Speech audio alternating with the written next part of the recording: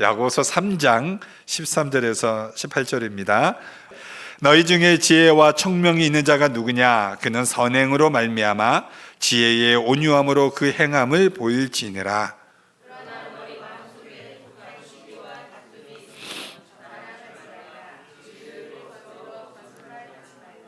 이러한 지혜는 위로부터 내려온 것이 아니요 땅 위의 것이요 정욕의 것이요 귀신의 것이니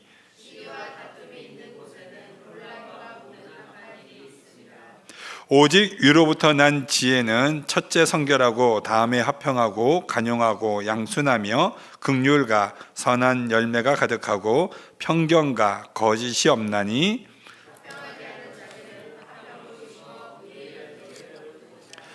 아멘.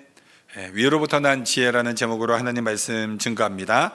오늘 이 야고보는 지금 오늘 말씀을 통해서 이제 두 종류의 지혜가 있다라고 그렇게 이야기하고 있습니다.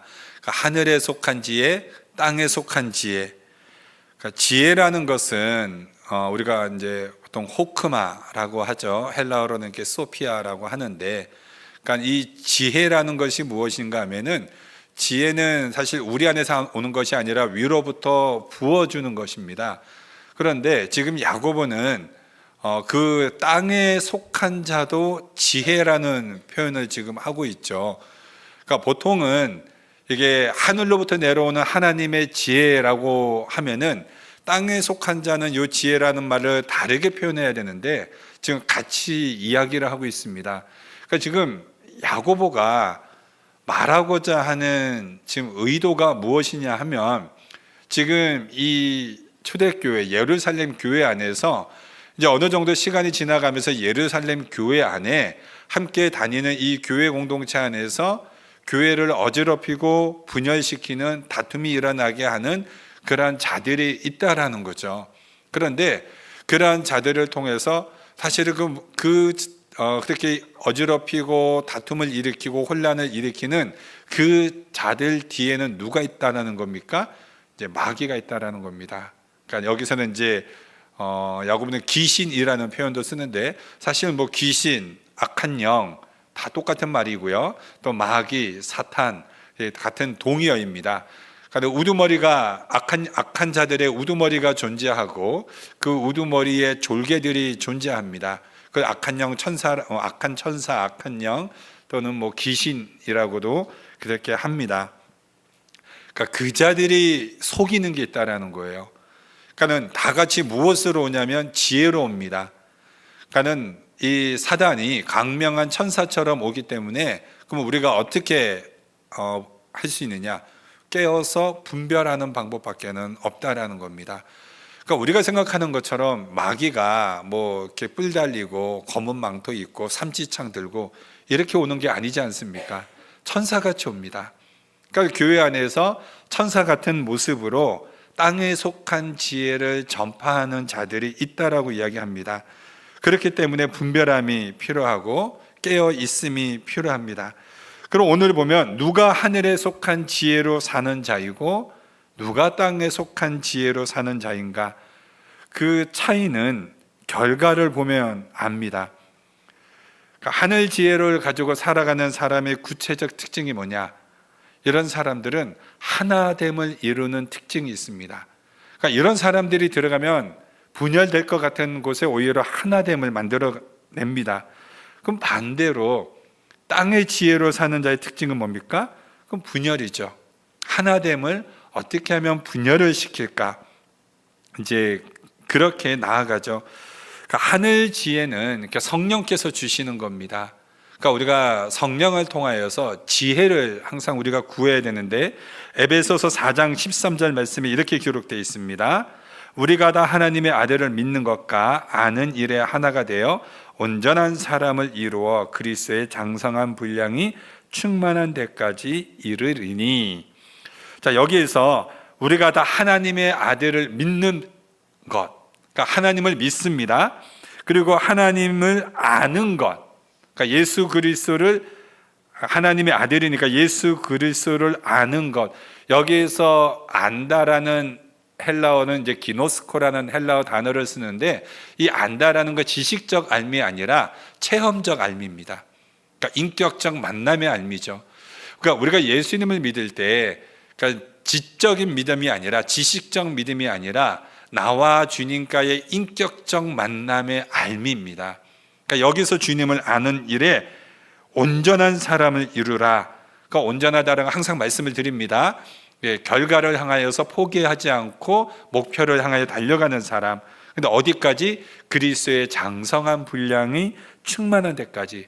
그러니까 예수 그리스도께서 우리를 향하여 세워두신 그 목표 지점까지 쉬지 말고 달려가라는 겁니다. 아는 일에. 그러면 그 충만함이 언제 채워집니까? 그 충만하면 우리가 죽을 때 채워집니다. 그러니까 우리가 죽을 때까지 쉼 없이 예수님을 아는 일에 전심전력하여 달려가라는 거죠.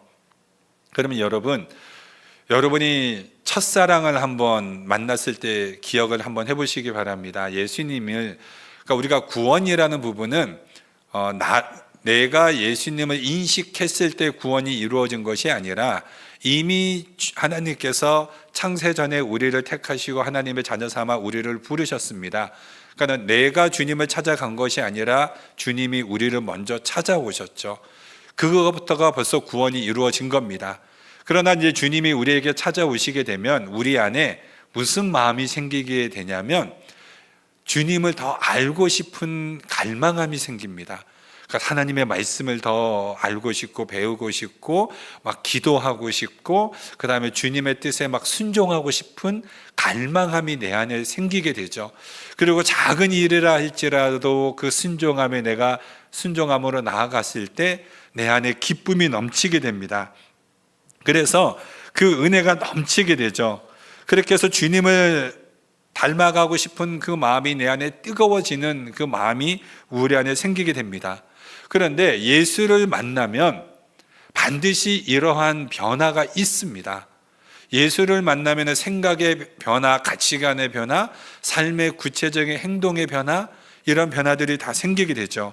그런데 그런 교회 공동체 안에 나뿐만 아니라 다른 형제가, 다른 자매가 이 은혜를 누리고 있습니다.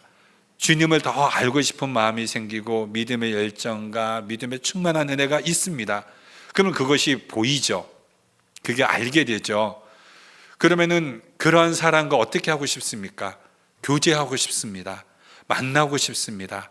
함께 그 은혜를 나누고 싶습니다. 그래서 그 만나게 되면 주의 은혜를 나누는데 정말 시간 가는 줄 모르고 주의 사랑을 서로 고백하고 나누게 됩니다. 그럴 때 무엇을 느끼게 되냐면 교제, 소통을 느끼게 됩니다. 진정한 소통을 보게 되죠. 그러면은 정말 먼 친척보다 더 가족 같습니다. 오히려 떨어져 있는 형제보다 더 내 형제 같고 자매 같고 가족 같습니다. 무엇을 이루게 되냐면 예수 안에서 온전한 하나됨을 이루게 됩니다.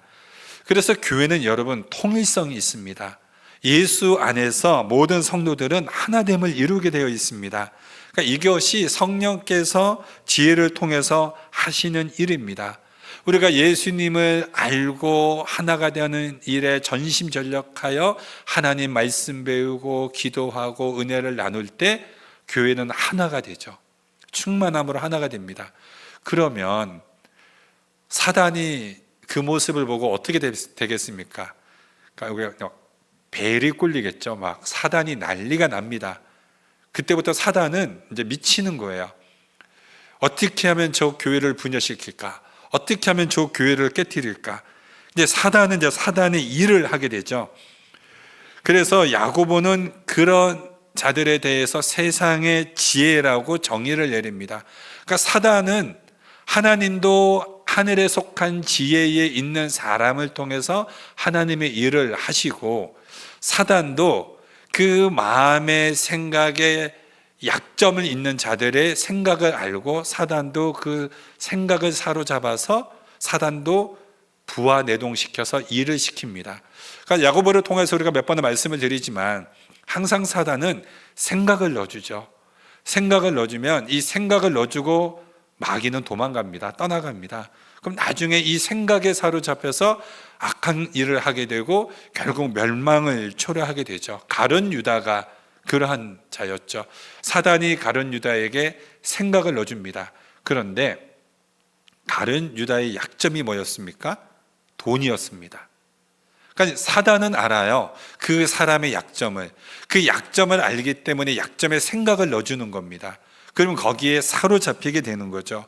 그러니까 지금 이 예루살렘 교회 안에도 지금 이 교회 안에 공동체 안에 그러한 자들이 있었던 것 같습니다. 그러니까 교회는 초대교회나 2000년이 지난 오늘날의 교회나 동일합니다. 항상 있죠. 세상 지혜를 가진 자들, 그러니까 사단이 생각으로 사로잡은 자들, 그렇게 세상 지혜를 가진 자들은 무엇을 만들어내느냐? 반목하게 합니다. 그리고 갈등을 만들어냅니다. 그러니까 갈등을 만들어내면 반드시 뭐가 결과로 나타납니까? 분열이.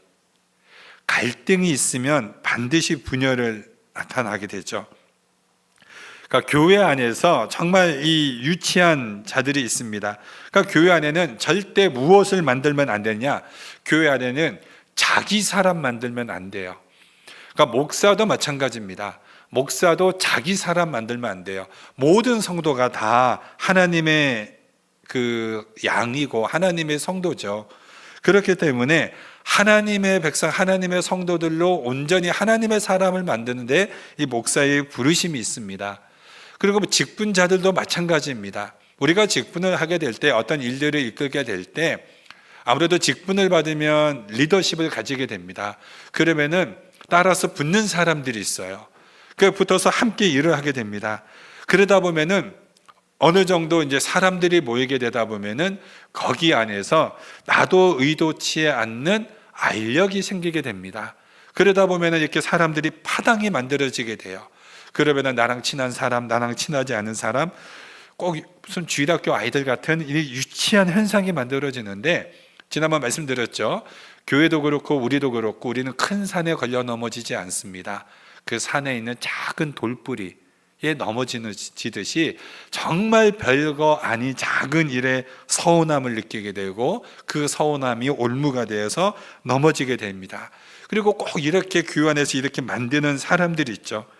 목회하면서 보면은 교회 안에 항상 거친 돌이 있습니다. 그 거친 돌이 나중에 그런 빠져나가면 교회는 더 이상 이제 문제가 없을까요? 또 다른 거친 돌이 발생합니다. 그거는 2000년 역사에 항상 변함없이 있었던 역사입니다. 교회 안에는 끊임없이 하나님의 지혜를 가진 자들과 세상 지혜를 가진 자들의 갈등과 영적 전쟁이 있습니다. 무엇이 문제인가 하면은 내가 하나님 앞에 온전히 붙들려서 하나님의 그 영적 은혜 안에 믿음의 정진을 이루어 가지 않으면, 끊임없이 충만함으로 믿음을 세워가지 않으면 나도 모르게 이 사단 앞에 도구가 되어서 교회의 거친 돌이 될 수 있다는 것입니다. 그렇기 때문에 사단이 받은 사명을 끝까지 놓치지 않고 어떻게 하면은 끊임없이 갈등으로 분열시키고 교회를 파괴시킬까? 어떻게 보면 그거는 이 사단의 사명인 것 같습니다. 주님 오시는 그날까지 아마 절대 포기하지 않을 겁니다. 그렇기 때문에 이 사단이 그런 생각들이 오면은 설득이 아니라 사단은 물리쳐야 돼요.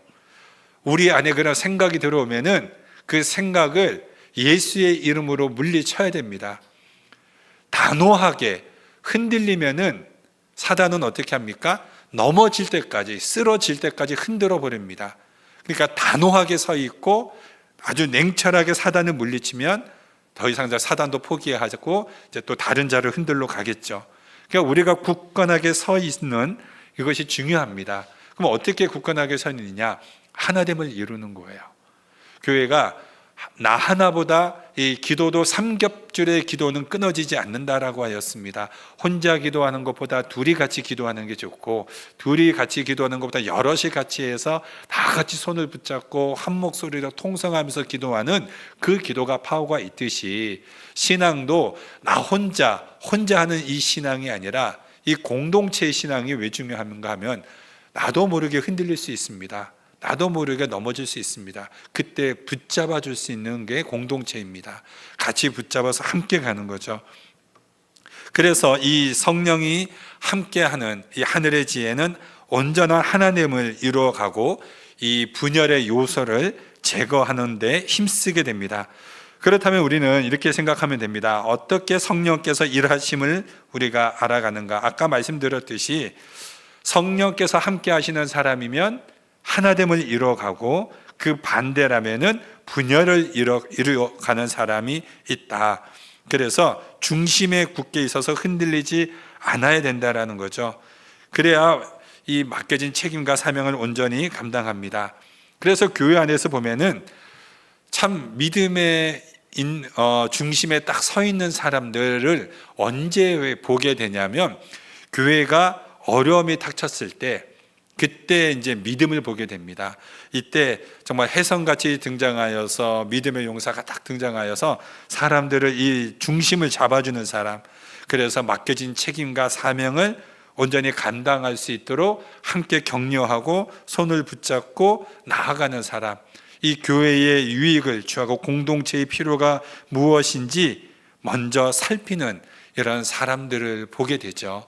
이때 정말 하나님께서 그러한 사람들을 통하여서 교회 일꾼으로 성장해가는 그런 모습들을 보게 됩니다. 그런데 땅의 지혜를 가진 자들, 그들의 특징을 한번 좀 오늘 본문을 통해서 한번 구체적으로 보겠습니다. 14절, 15절 말씀입니다. 한번 제가 읽겠습니다. 그러나 너희 마음속에 시기와 다툼이 있으면 자랑하지 말라. 진리를 거슬러 거짓말하지 말라. 이러한 지혜는 위로부터 내려온 것이 아니요 땅의 것이요 정욕의 것이요 귀신의 것이니, 시기와 다툼이 있는 곳에는 혼란과 모든 악한 일이 있음이라. 그러니까 세상 지혜로 사는 자들의 특징, 한마디로 말하면 귀신의 힘으로 사는 자들입니다. 그러니까 이게 굉장히 무서운 거예요. 그러니까 왜냐하면 우리가 이 땅을 살아가면서 항상 우리가 성령에 사로잡히지 않으면 나도 모르게 의도치 않게 귀신에 사로잡혀서 살아갈 수 있다는 겁니다. 귀신이 원하는, 악한 영이 원하는 목적을 나를 통해서 이룰 수 있다는 거예요. 그게 뭡니까? 시기, 다툼, 거짓말, 이것이 귀신이 하는 일들이죠. 여러분, 사단이 하는 특성이 뭡니까? 사단은 거짓의 아비, 속이는 자, 참소하는 자, 그리고 살인하는 자. 그러니까 살인한다라는 것은 영적으로 하나님과의 관계를 끊어뜨린다라는 겁니다. 그러니까는 사단이 하는 것은 어떻게 하면은 거짓말을 하여서, 참소하여서 하나님과의 관계를 끊어버리는가. 하나님과의 관계가 끊어지면 영적인 죽음이죠. 그렇기 때문에 우리는 예수님께서 마귀에 대해서 말한 이 거짓의 아비, 살인하는 자, 참소하는 자라는 것을 우리는 기억해야 됩니다. 이렇게 마귀에게 사로잡혀버리면 나도 모르게 이러한 결과들을 나타내게 됩니다. 끊임없이 비방합니다. 정죄합니다. 자신의 정당성을 주장하기 위해서 거짓말도 서슴지 않습니다. 무엇이 없습니까? 하나님을 두려워하는 마음이 없습니다. 근데 여러분, 시기심이 언제 생깁니까? 그러니까 시기심이라는 것은 그 자존감이 낮을 때 항상 불안하고 불만하고 불평이 생기게 되죠. 그러니까 불안하고 불만이 생기고 불평하게 되는 사람들의 특징이 뭐냐면, 있는 것보다 없는 것을 먼저 보게 되죠. 가진 것보다 가지지 못한 것이 먼저 눈에 띄게 됩니다.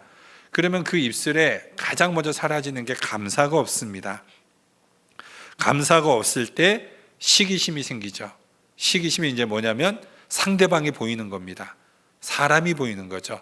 나보다 분명히 못한데 나보다 많은 것들을 누리고 유익함을 보고 행복한 것 같습니다.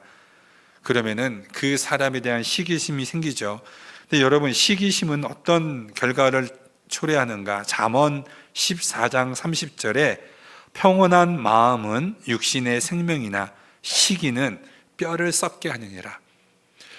시기가 얼마나 그 사람을 고통스럽게 만드냐면 뼈를 썩게 한대요. 그럼 무슨 말입니까? 그러니까 절대로 평안이 없다라는 거죠. 하나님이 사랑하는 자에게 잠을 주시는 도다. 그래서 잠 많이 주무시는 분들이 있어요. 나는 하나님의 사랑을 받습니다 하면서, 그 잠을 잘 잔다라는 거는 평안하다라는 얘기죠. 평안할 때 잠이 오죠. 불안하고 염려가 많으면 잠을 못 자죠. 그 잠을 못 자면은 이제 막 진짜 살이 쪽쪽 빠져요. 예, 다이어트 안 해도 얼마나 이렇게 살이 빠지는지 모릅니다. 그러니까 한번 시기심에 사로잡히게 되면은 그 인생이 망합니다. 제가 말씀을 준비하면서 시기심으로 망한 인생, 작곡가죠, 음악가 살리에르, 아마데우스 우리 모차르트와 경쟁으로 항상 모차르트를 시기했던 살리에르도 굉장히 유명한 사람이고 음악을 잘하는 사람인데, 이 살리에르가 자기가 봤을 때 모차르트는 천재거든요. 별로 연습도 안 하고 맨날 여자랑 놀고 막 방탕한데도 막 천재적인 그 작곡을 하게 되고 피아노를 하지 않습니까? 그러니까 막 자기는 죽어라 노력하는데 이 모차르트를 못 쫓아가는 거죠. 그러니까는 자기의 모든 인생을 이 시기심과 질투로 그의 인생이 망하지 않습니까? 그러니까 살리에르는 천재는 아니었는데 천재를 알아보는 눈을 가졌어요. 그게 그 인생을 좀 불행하게 한 것 같습니다. 나는 천재가 아닌데 쟤는 천재니까 얼마나 시기심이 생겼겠습니까? 성경의 인물 중에서 시기심으로 망한 인물 가인이죠. 예, 나의 제사는 안 받고 아벨의 동생의 제사는 받아? 그러면서 시기심이 발동하죠. 저는 가장 시기심으로 망한 불쌍한 사람이 누구냐면 저는 사울 왕인 것 같습니다. 사울 왕은 이 다윗에 대한 이 시기심이 얼마나 그게 달했습니까? 자기 사위 아닙니까? 자신의 딸 미갈과 결혼시켜서 자신의 어떻게 보면 가족이죠. 장인과 사이의 관계가 사실 얼마나 힘든 관계입니까? 어려운 관계고 불편한 관계인데 어떻게 장인이 그렇게 사위를 죽이려고 할까? 그 시기심에 사로잡혀서 나중에 성령이 떠나가고 악령에 사로잡히고 나중에 이 접신까지 않습니까? 무당하고 접신까지 하는, 그리고 마지막에 그의 인생이 얼마나 슬프게 자신만 죽는 게 아니라 그의 모든 가족까지 다 죽임을 당하게 됩니다. 시기에 무서움의 결과를 보게 됩니다. 그래서 또 오늘 이 본문의 구절을 보니까 다툼이 있습니다. 이 다툼이라는 헬라어를 한번 찾아보니까 에리데이아라는 뜻인데 이기적 야망, 당파적 이익이라는 뜻을 가지고 있습니다. 그러니까 결론적으로 다툼은 왜 생기느냐? 자기 중심 때문에 자기의 이득을 취하기 위하여서 당파를 만들어서 그 이득을 취하는 자. 그러니까 자기 혼자의 다툼이 아니라 자신의 이득을 위하여서 당파를 만드는 겁니다. 그러니까 여럿을 자기 편을 만드는 거죠. 그러니까 이렇게 시기와 다툼이 만들어내는 결과가 뭡니까? 혼란과 모든 악한 일이라고 16절에 기록되어 있습니다. 그래서 그 사람이 가기만 하면 혼란이 일어나고 악한 일을 만들어냅니다. 이게 땅에 속한 사람들의 특징입니다. 그러니까 우리는 영적인 눈을 뜨고 분별할 줄 알아야 돼요. 그러니까 여러분, 지도자라는 무엇입니까? 우리가 리더라는 것이 교회 공동체를 지켜나갈 때 바로 이러한 부분에서 지켜나가는 것입니다. 그리고 분열이 있는 곳에 우리가 들어가서 성령 충만한 하늘의 지혜를 통하여서 일치와 하나됨을 만들어가는 것이, 이것이 깨어있는 자들이고 하늘의 지혜에 속한 자들입니다. 그럼 이제 이 하늘의 지혜에 속한 자의 특징이 뭔가? 성경을 보니까 성결, 화평, 관용, 양순, 긍휼, 선한 열매, 편견이 없는 거, 거짓이 없는 거. 숫자를 세어보니까 총 8가지입니다. 성령의 9가지 열매와 비슷하고 예수님의 산상수훈과도 비슷합니다. 여러분, 성결함, 우리가 어떻게 하면 깨끗해질 수 있습니까? 우리의 힘과 노력으로 깨끗해질 수 있습니까? 절대 없습니다. 물로도 불로도 깨끗해질 수 없습니다. 오직 십자가의 보혈의 은총으로만 우리가 깨끗해질 수 있습니다. 그렇기 때문에 우리는 날마다 십자가의 은혜를 사모해야 됩니다. 우리가 하나님의 은혜가 어디에서부터 시작이 돼야 되냐면, 내가 하나님 앞에 얼마나 큰 죄인이었는가, 나 같은 죄인이 하나님 자녀 삼아 주셨다라는 그 십자가의 은혜에서부터 우리가 깨끗해질 수 있는 겁니다. 양순, 양순이라는 뜻은 양보한다라는 뜻입니다. 어떤 사람이 양보할까요? 급한 사람은 절대 양보 못하죠. 예, 여유가 있는 사람, 그러니까 삶에 여유가 있는 사람이 양보를 합니다. 그러니까 이 양순한 사람은 인생을 아둥바둥 살지 않아요. 그러니까 여러분, 너그러운 사람이 되십시오. 그러니까 수용하는 사람이 되십시오. 그러니까 수용한다라는 게 잘 받아주는 거잖아요. 우리가 나이가 들면서, 그러니까 노인과 어른의 차이가 뭡니까? 노인은 나이 먹으면 다 노인돼요. 그러나 어른은 성숙해지는 사람이죠. 그러니까 너그럽고 포용적인 사람을 어른이라고 합니다. 그러니까 우리가 이런 말이 있죠. 40대는 외모의 평준화를 가져오고 50대는 지식의 평준화, 60대는 재산의 평준화, 70대는 건강의 평준화. 70대는 안 아픈 사람 없어요. 다 아픕니다. 그렇죠? 건강한 사람이 없어요. 80대는 죽음의 평준화, 부자나 가난한 자나 다 한 간에 들어가서 있는 죽음의 평준화. 그러니까 인생이 그렇다라는 거죠. 그러니까 우리가 이것을 알기에 우리가 아둥바둥 살기보다는 기꺼이 여유하고 여유를 가지고 양보할 수 있는 그러한 삶이 필요한 겁니다. 마지막으로 화평만 보겠습니다. 여러분, 화평은 어떻게 이루어질 수 있을까요? 그러니까 사단은 끊임없이 분열을 이루어낸다면 하나님을 통해서만 화평이 이루어집니다. 그러니까 우리가 보통 그 피스메이커, 참 교회 안에 어떤 사람이 정말 필요하냐? 피스메이커가 필요해요. 그러니까 평화를 만들어내는 사람, 화평을 만들어내는 사람. 그러니까 우리 교회 안에도 그런 분들이 계세요. 여러분 아세요? 저도 여러분들을 보세요. 딱 이분에 가면 참 이렇게 화평함을 만들어내시는 참 귀한 분들을 제가 보게 됩니다. 어떤 분들이, 그러니까 우리가 그 화평이라는 것은 예수님께서 이 땅에 십자가의 죽으심으로 이 지성소의 시장이 찢어지지 않습니까? 그리고 우리와 하나님과의 길이 만들어지면서 하나님과의 화평함을 이루게 되었죠. 그러니까 여러분, 예수 그리스도를 통해서만 진정한 화평이 이루어집니다. 그러니까 예수님을 통하지 않고서는 절대로 화평함이 이루어질 수가 없습니다. 그렇기 때문에 여러분, 예수를 믿지 않으면 다 갈등입니다. 예수를 믿지 않으면 분열입니다. 그러나 예수를 온전하게 믿으면 화평함을 이루어냅니다. 오늘 지금 이 야고보가 이 간절함을 가지고 이 3장 13절에서 18절의 말씀을 통해서 2000년 전에 예루살렘 교회 지금 어려움이 처한 그 현실을 가지고 토로하고 있지만 그것은 2000년의 모든 역사의 교회가 지금 가지고 있는 동일한 문제예요. 앞으로 모든 미래에 있을 교회 또한 동일한 문제입니다. 왜냐하면 사람은 변하지 않기 때문에. 사람은 2000년 전이나 지금이나 똑같은 죄인입니다. 그래서 끊임없이 우리는 십자가 싸움을 해야 됩니다. 우리 사랑하는 우리 성도 여러분, 우리가 아까 말씀드렸던 에베소서 2장 말씀처럼 우리가 하나님의 아들을 믿는 것과 그분을 아는 일에 우리가 온 열심을 다하여서 장성한 믿음의 분량 안에 충만하게 이루어나가는 그러한 교회 공동체 되어지기를 주님의 이름으로 축원드립니다. 기도합니다.